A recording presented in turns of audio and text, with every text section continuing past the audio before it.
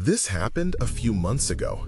I was working the night shift as a nurse at Crescent City General Hospital. I thought I was accustomed to the quiet and the darkness that came with it, but that changed quickly. It all started during my third shift. I walked out of the staff lounge and noticed someone standing near the emergency entrance. They seemed still, just watching. I figured it was a family member. I walked past and glanced back. Nothing, just empty space. It sent a chill up my spine. I brushed it off as a trick of the light. A week later, I went to check on a patient in room 204. She was sitting up, talking softly to someone. I leaned closer, curious. "Who are you speaking to?" I asked. She turned her wide eyes towards me and pointed to the corner. "The man in the shadows," she whispered.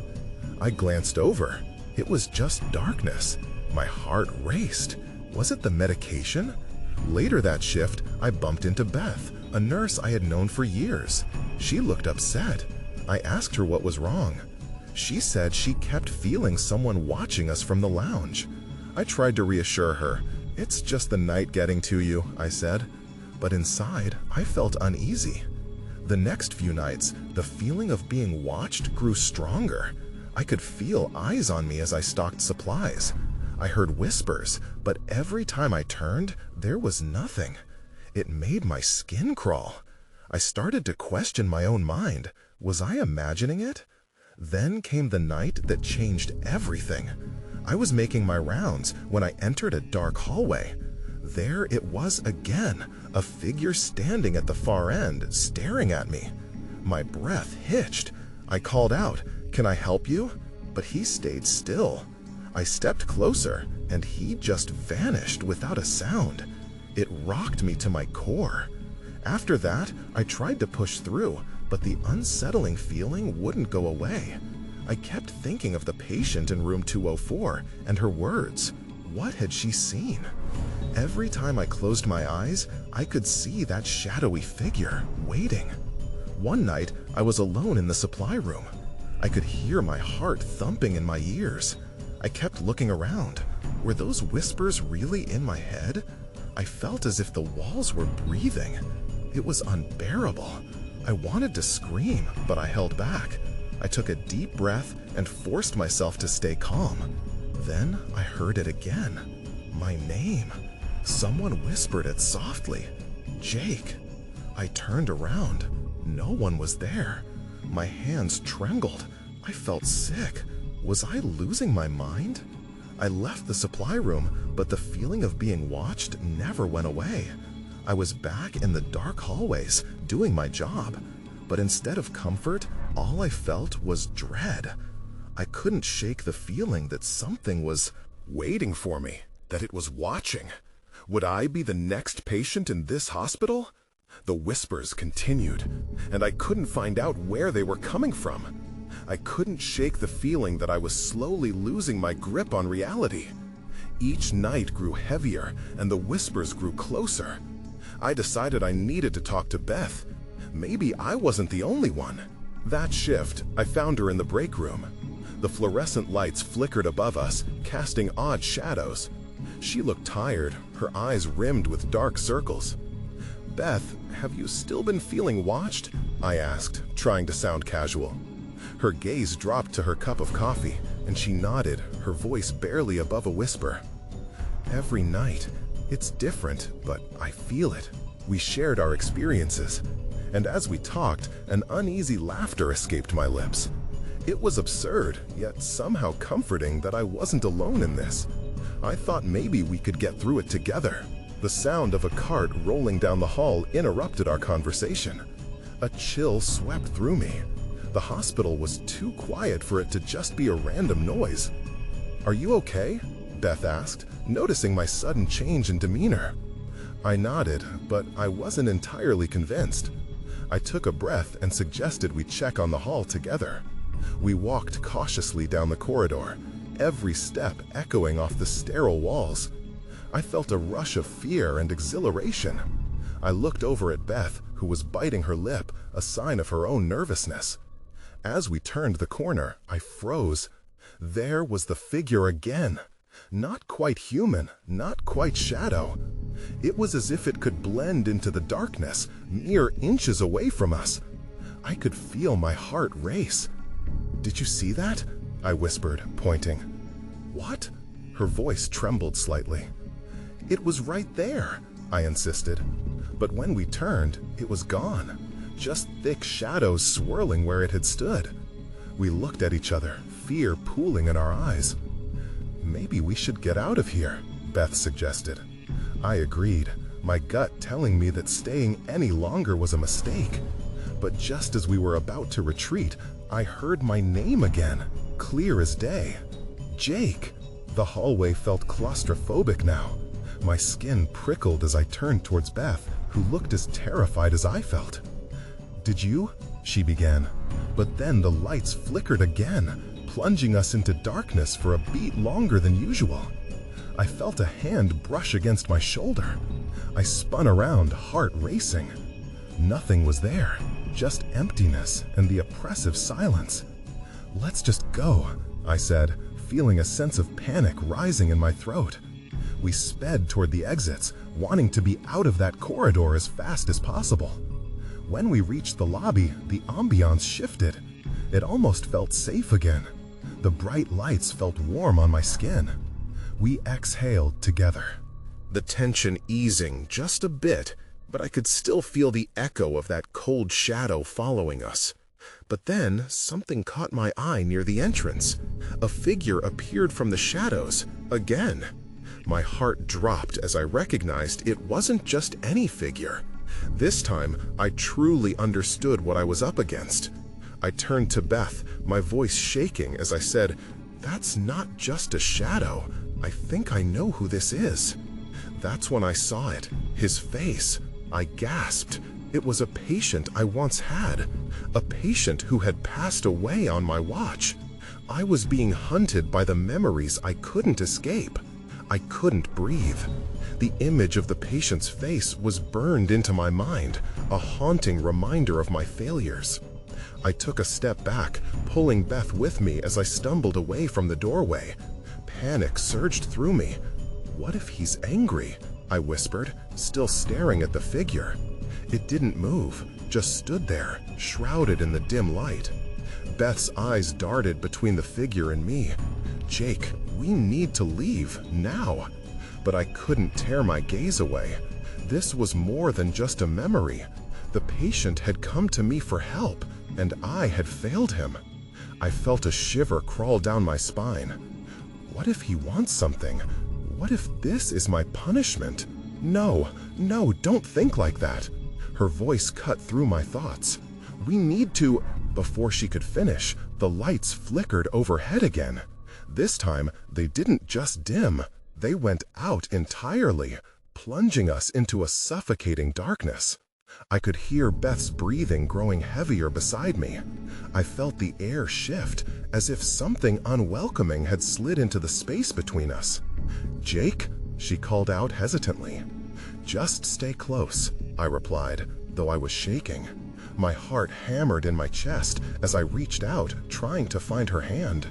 I felt its warm grip, thankful for the reminder that I wasn't alone. Just then, a low whisper echoed through the lobby, chilling my blood. "Jake." I froze, my legs locking in place as fear washed over me. The voice, it was soft, but unmistakable. It was his voice, my patient. I could almost feel the weight of his gaze pressing down on me, demanding something I wasn't ready to give. "Maybe it's not too late," I muttered, the thought escaping my lips. But deep down, I knew I hadn't done enough when it mattered. "Now isn't the time for that, Jake," Beth insisted, her urgency snapping me back. "Let's go." I could hear her heartbeat matching mine, both racing toward escape. We stumbled backward toward the main entrance, the shadowy figure now a permanent fixture in the corner of my vision. The air felt charged with something dark and heavy. As we drew closer to safety, then, with a flicker, the lights suddenly surged back on. My surroundings came back into focus. But the figure was still there, just beyond the threshold. I glanced at Beth, her face pale and eyes wide with fear. "Did you see that?" I stammered. "Yes, but we need to get out of here," she cried, pulling me toward the door. As we reached the exit, I glanced back one last time. The patient stood unmoving, a sorrowful expression etched into his face. I turned away, fear and guilt mingling in my gut. Once outside, the cool night air hit me like a wave. I tried to collect myself, but all I could think about was the shadow that lingered just out of reach. "Jake, we're lucky to have gotten out," Beth said, her voice shaking. "I know, but I couldn't shake the feeling that this was just the beginning. What had once felt like a string of coincidences was becoming a terrifying reality.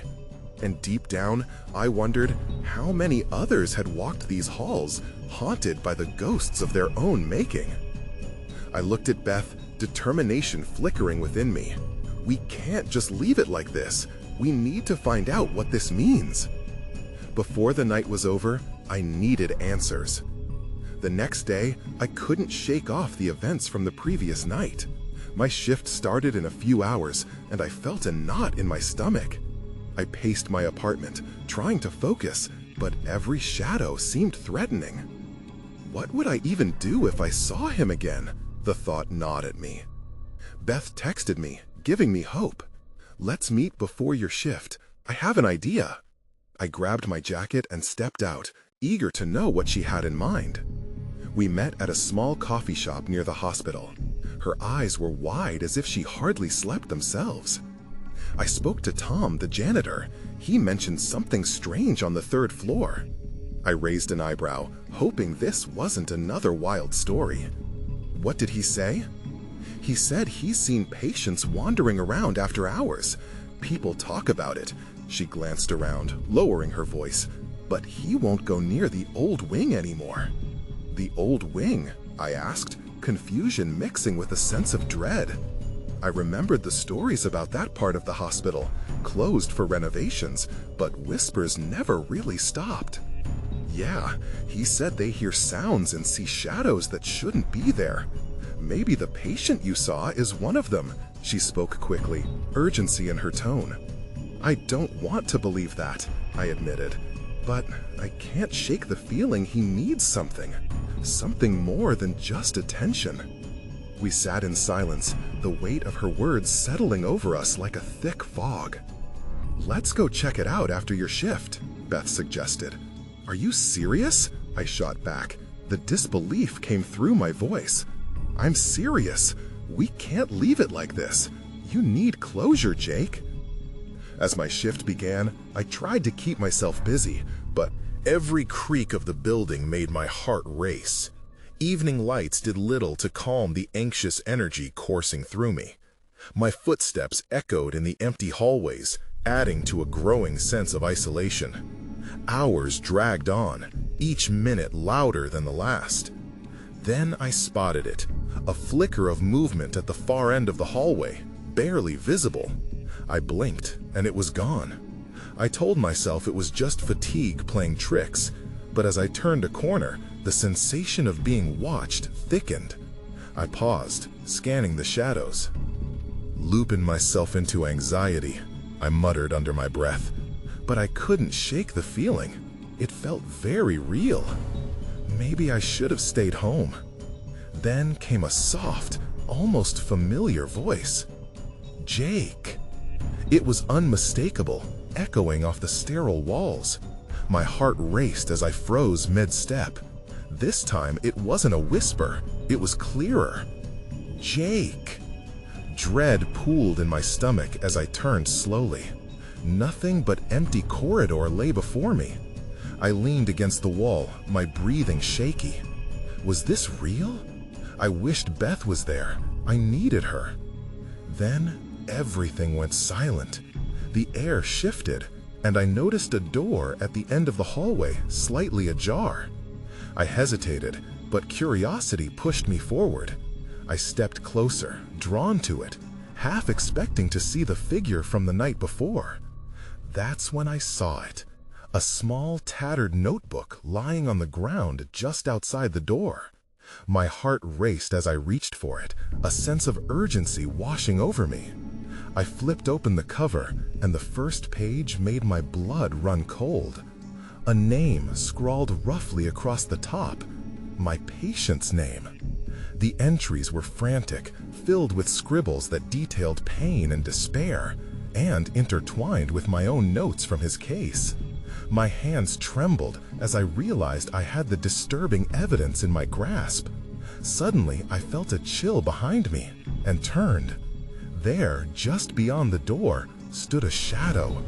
I couldn't make out the features, but I saw the familiar outline. The patient, just standing there, watching me. Questions piled in my mind. What did he want? Would I finally get answers? Or was this just the beginning? Of Jake, he breathed again, and I knew I couldn't walk away. My pulse thundered in my ears as I faced the shadowy figure. I took a step back, clutching the notebook tightly. "What do you want?" My voice trembled, barely above a whisper. He didn't reply. Instead, he tilted his head slightly, as if studying me. That gaze held a depth I could feel from across the hallway. The notebook felt like a lifeline in my hands, but it also felt heavy, as if it contained more than just words. "Please," I tried again, desperation creeping into my tone. "Just tell me what you need." I half expected him to dissolve into the shadows, but instead, he took a step forward, the faintest outline, his features flickering into view. "Help me," he said. His voice echoed with an unnatural resonance, sending chills down my spine. I instinctively moved backward, my back pressing against the cold brick wall. "How?" The question escaped my lips before I could stop it. In response, he raised his hand, pointing toward the notebook. My breath caught. Was he asking me to read more? I looked down at the pages, flipping through the frantic writing, feeling the weight of despair leap off each page. I could sense there was truth in those words. Whatever he needed, it was buried deep in this chaos. "Please," I murmured, torn between fear and an odd compulsion to understand. He stepped closer again, and I could see the tortured expression on his face. I wanted to cry out for help, to call for security, but the words wouldn't come. As he reached for me, the temperature in the hallway dropped, making it hard to breathe. At that moment, I remembered what Beth had said. "It's not just attention," I whispered to myself, recognizing my own denial. He didn't just want someone to listen, he sought release from whatever had him trapped. The lights flickered overhead, sending a jolt through me. I forced my eyes back to the notebook, scanning the pages. There was something familiar about the last entry. I couldn't shake the feeling that if I just pieced together his story, maybe I could help him find peace, or at least closure. "Jake," he urged again, his voice barely above a whisper, but filled with an urgency that made me move. The door behind him creaked, almost as if inviting me to step inside. With shaking hands, I brushed my fingers over the pages, trying to find the right words, the right connection. Then my phone buzzed in my pocket, cutting through the tension like a knife. I jumped, startled. I didn't want to break this moment with a call. But when I glanced at the screen, I saw it was Beth calling.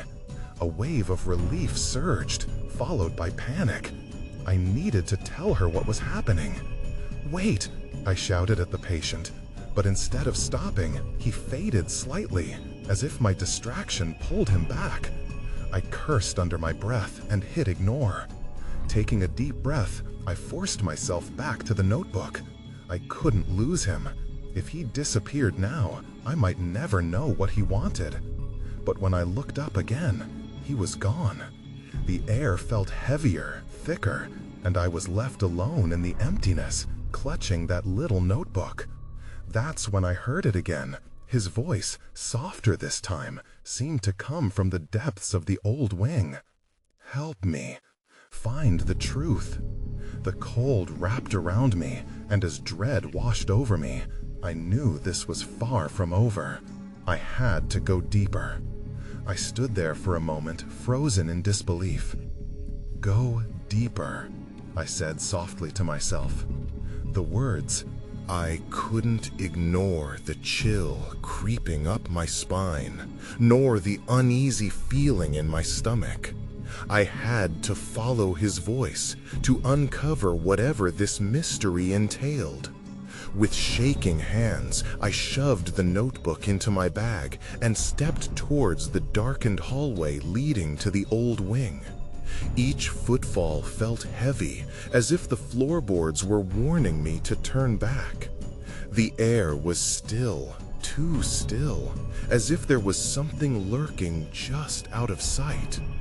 I reached the entrance of the old wing and paused, glancing at the flickering overhead lights.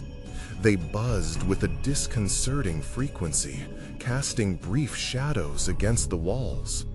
I took a deep breath and forced myself to step inside.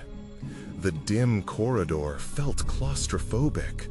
Dust motes danced in the weak light, and I could hear the distant hum of the hospital's machinery. As I wandered deeper into the hallway, I strained to hear anything, any whisper, any hint of his presence. Then I saw it, a flicker of movement out of the corner of my eye.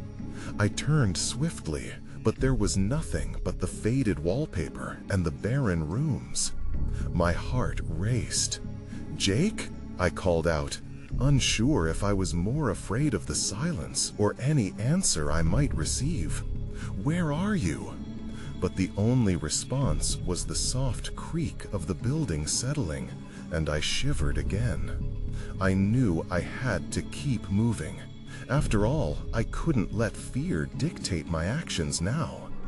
I reached one of the open doors and peeked inside. The room was empty, but something caught my attention. A piece of paper crumpled on the floor. I picked it up and unfolded it, the old creases cracking under the pressure of my fingers. It was a page torn from a journal, scrawled with the same frantic writing I had seen in the notebook. My pulse quickened as I read his words. "If you find this, I am trapped. They won't let me go. Something is wrong in this place." The feeling of dread intensified. I looked back down the corridor, half expecting to see him standing there. Nothing. I couldn't shake the feeling that whatever had happened to him was still happening. Suddenly, laughter echoed from further down the hall. It was chilling and disembodied, too louch for this place. I was frozen for a moment, uncertainty gripping my limbs. But I had to investigate. With each step, the laughter faded into a low murmur. I stopped before another door, my pulse racing again. I reached for the doorknob, feeling the cold metal under my palm. A voice, low and gravelly, whispered just behind the wood. "Help him." I stepped back, my breath quickening. Then I heard movement, the sound of footfalls shuffling away. I strained to listen as they echoed off the walls, lingering in the air long after the sounds had stopped. "Who's there?" I called out. No response. My instincts screamed at me to leave, but instead, I pushed the door open slightly, heart pounding. In the dim light, I caught the edge of movement. Just before I could fully step inside, I saw it, a figure slipping out of the shadows just beyond the doorway. Everything in me jolted. I was not alone. Then, everything went dark. The darkness swallowed me whole. I blinked, trying to adjust, but my world remained a void. Breathless, I felt my way forward, skirting the wall for some grounding. I could hear my heartbeat, the only sound in the suffocating silence. Then, a flicker of light pierced the gloom. It was faint, but it drew me closer. I moved cautiously, my hands brushing along the cold, uneven wall. Each step felt like a gamble. I had to find a way to a room, somewhere safe. I stumbled into a small nurse's station, faintly illuminated by the glow of a monitor. The equipment hummed, but no one was there. I turned, scanning the dark room, anxiety pooling in my stomach. That voice, the one I'd heard before, was still pulling at me like a thread. "Jake?" I whispered, hoping against hope that I'd summon him from whatever shadow had claimed him. There was no answer, just the eerie hum of the machines. I took a deep breath and steadied myself, noticing a stack of charts on the desk. I shuffled through them, looking for anything that could help. As I flipped one over, a name caught my eye. Dr. Peterson. The name took me back to my earlier conversations with Jake about the doctor who had conducted strange experiments. Suddenly, I heard the sound of footsteps approaching. I froze, heart in my throat, listening intently. They were slow, deliberate, not the hurried steps of someone trying to escape. My pulse quickened as the noise grew closer until it stopped just outside the station door. Was it Jake? Was he back? Hopes flared for a moment, only to dampen at the thought of something else. I gripped the edge of the desk, knuckles white. The door creaked open. I held my breath as the shadow of a figure appeared. It was not Jake. The silhouette was too tall, too imposing. My instincts screamed for me to hide. I ducked behind the desk, heart thundering, breaths shallow. "I know you're in here," a voice rasped. It was low and dripping with malice. "You shouldn't have come." My heart dropped. I had to be smart, to stay quiet. I watched as the figure stepped inside, the dim light revealing a hospital gown stained dark with age, like it had been there for years. The person's face was obscured, and I couldn't tell if it was alive or a ghostly remnant of a former patient. Panic surged through me. I could barely think, but I had to escape. I waited until their back was turned before creeping toward the door at the opposite end of the station. My feet were light, hardly touching the ground. "Help him," the whisper echoed in my mind as I pushed against the wall, barely breathing. I peeked out briefly. The figure was focused on something else, their head tilted as if they were listening for me. With a sudden jolt, the lights flickered, and I bolted for the door, adrenaline propelling me forward. I could hear shuffling behind me, the sound of pursuit. I crashed through the door and stumbled down the next darkened corridor, the air tense. Then something caught my eye on the floor, a blood-red stain leading down the hall, glistening ominously. I followed instinctively, even as dread gripped me tighter. What I found at the end would shatter everything I thought I knew. I turned the corner, and that's when I saw it. A face staring back at me with wide, hollow eyes. An unmistakable recognition flickered in my mind. It was Jake. But he wasn't alone. I took a shaky step forward, the sight of Jake's pale face igniting an urgent need to reach him. But as I moved closer, I noticed his blank expression, his eyes unfocused. He stood chained to a gurney, bounds laced tightly around his wrists and ankles. For a split second, relief danced through me. He was alive. But then I realized he was not okay. "Jake!" I called, stretching out a trembling hand. His gaze flickered towards me, and for a moment I saw a glimmer of recognition. But it faded quickly, replaced by something deeper, something almost haunted. "Don't," he warned weakly, his voice barely a whisper. "They're watching." I scanned the dim corridor, my heart racing as I felt a chill run down my spine. Was someone else here? I took another cautious step toward him, but he shook his head, a desperate plea painted on his face. "You shouldn't have come. You don't understand." My mind churned. I had to free him, but how? The chains were heavy, unyielding. I stepped closer, trying to assess the situation. That's when I saw them. Figures lurking at the edges of the darkness, shadows formed against the wall. They weren't just watching, they were waiting. "Get away!" Jake shouted, his voice carrying a strain of fear I had never heard from him before. If he was scared, I knew I had to be terrified. I turned, my instincts screaming at me to run. My heart raced as panic clawed at my chest. In the distance, the eerie hum of machines exploded like a crescendo, vibrating through the silence. I could see now, those figures moved closer. They wore tattered hospital gowns, their eyes hollow, faces twisted in ghastly expressions. I clenched my fists, summoning whatever courage I could muster. "Jake, I need to get you out," I yelled, desperation fueling my voice. "No, they'll catch you too," he cried, his face pale with fear. But I couldn't stop. I couldn't leave him there. I rushed toward the gurney, glancing between Jake's fearful eyes and the advancing figures. I needed a plan. I fumbled with the chains binding him, but the clasp held firm. Suddenly, one of the figures lunged forward, breaking through the shadows, and I froze. Fear rooted me to the ground.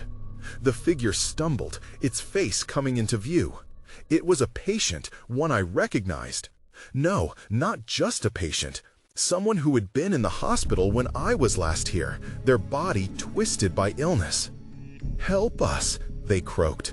"It's not what you think." The words hit me like a punch. What did I think? Everything was spiraling out of control. I needed answers, but time was slipping through my fingers.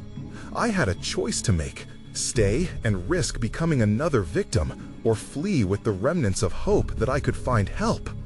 "Jake," I shouted, "I'm going to get you out of here."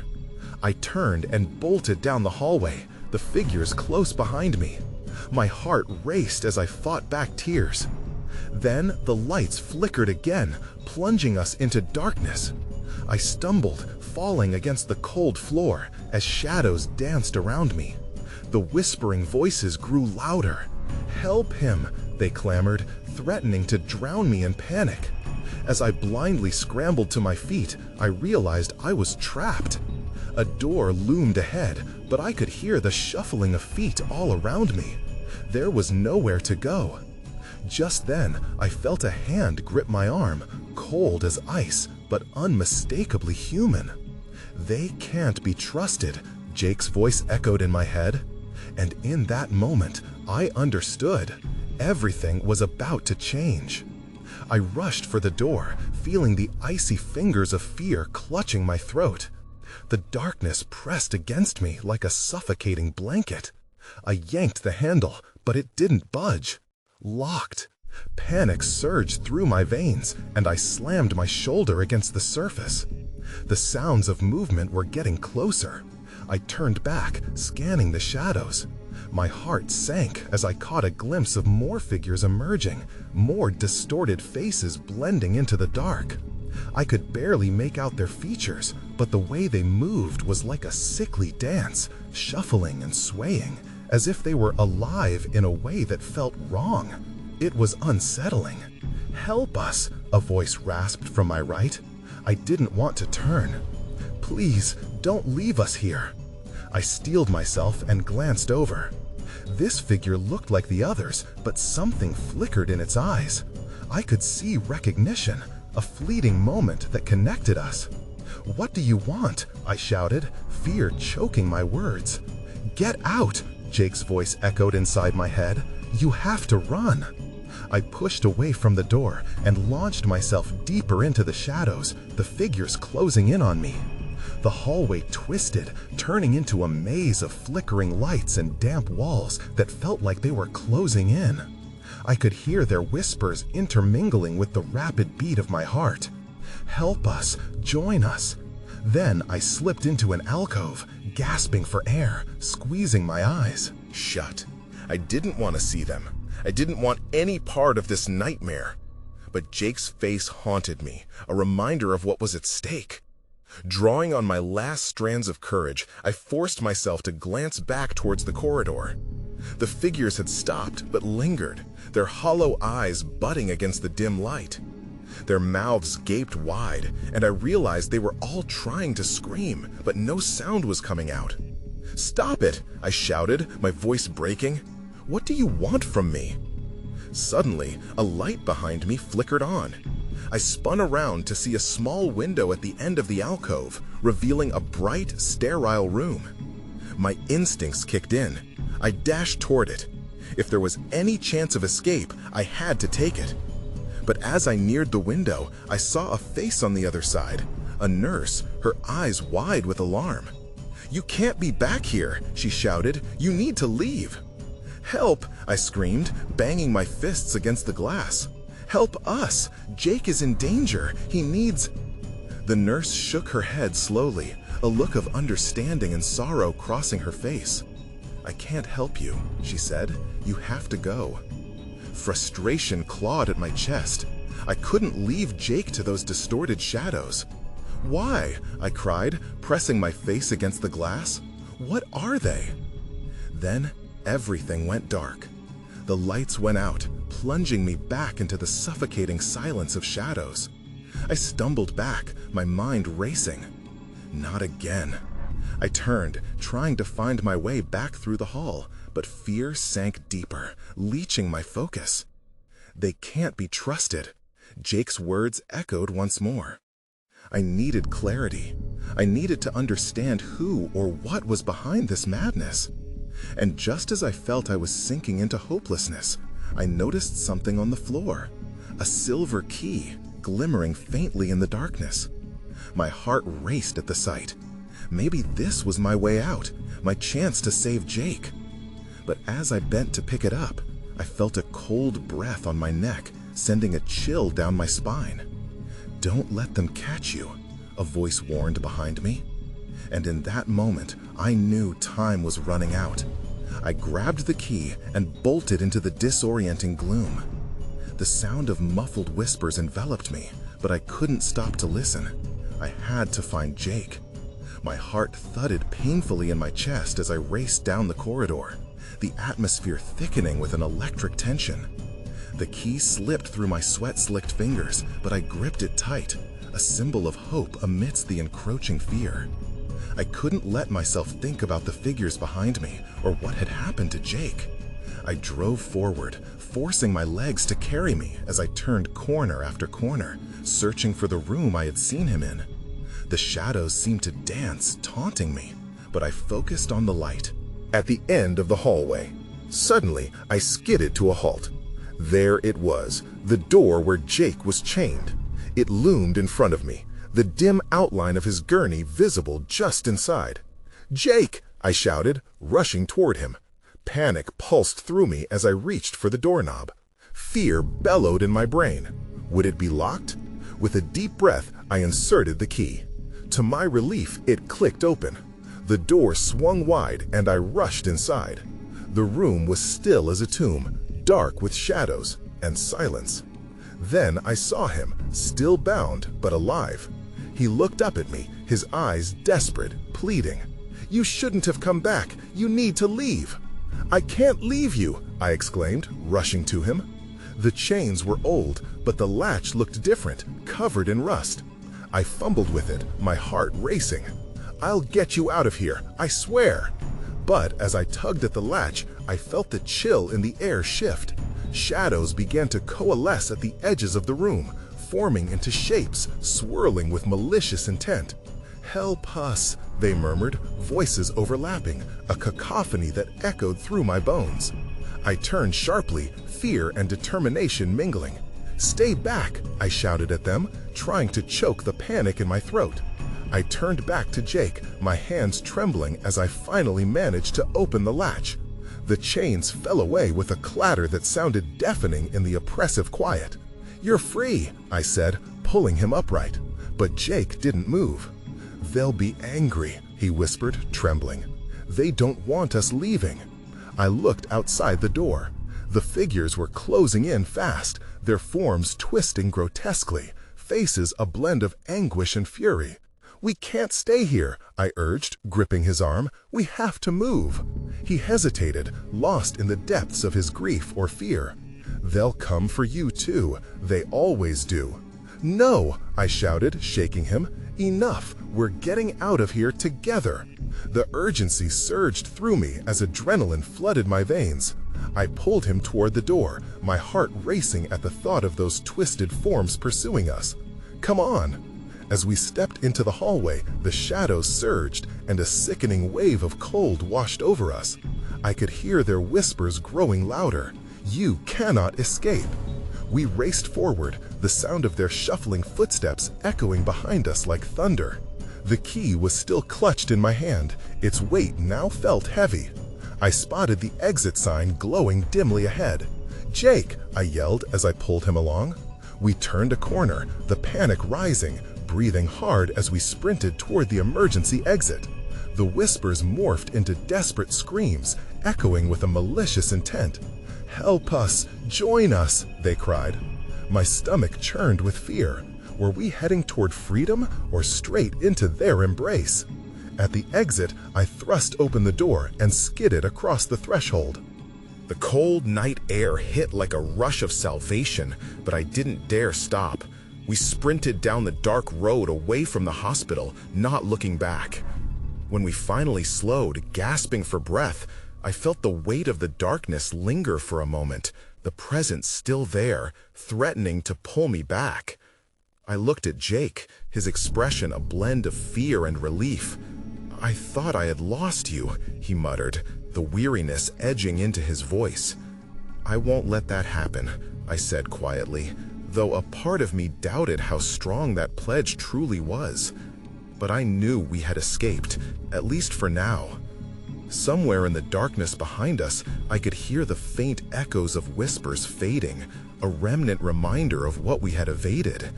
Yet, deep down, I couldn't shake the feeling that whatever was intertwined with the hospital wasn't finished with us. I looked at Jake, questioning my own perception of reality. I still think about it sometimes, wondering if we'll be haunted again. But for now, I just try to forget. Will the darkness call us back? I guess I'll never know.